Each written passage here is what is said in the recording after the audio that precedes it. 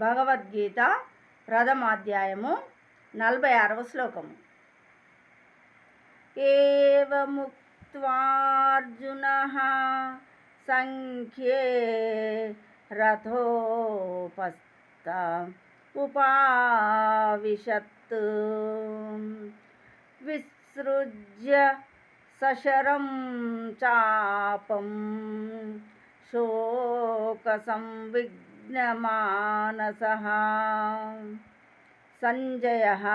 సంజయుడు ఉవాచ పలికెను.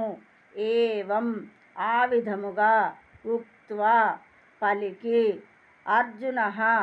అర్జునుడు సంఖ్యే రణరంగమునందు రథము యొక్క ఉపస్థ ఆసనముపై ఉపావిశత్ చతికిలబడెను.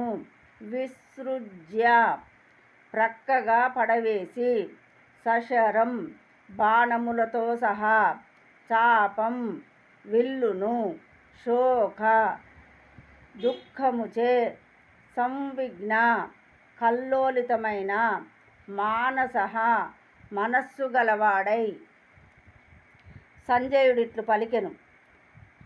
అర్జునుడు రణరంగమునందు ఆ విధముగా పలికి ధనుర్బాణములను ప్రక్కగా పడవేసి దుఃఖముచే కల్లోలితమైన మనస్సు కలవాడై రథమునందు చతికిలబడెను. భాష్యము. శత్రు సైన్యమునందలి పరిస్థితిని వీక్షించునప్పుడు రథమునందు అర్జునుడు నిలబడియే ఉండెను.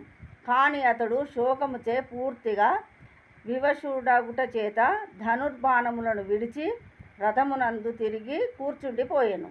ఆ విధముగా దయ మరియు కోమల హృదయమును కలిగి శ్రీకృష్ణ భగవానుని భక్తియుక్త సేవయందు నెలకొనిన మానవుడే ఆత్మజ్ఞానమును పొందుటకు అర్హుడై ఉన్నాడు.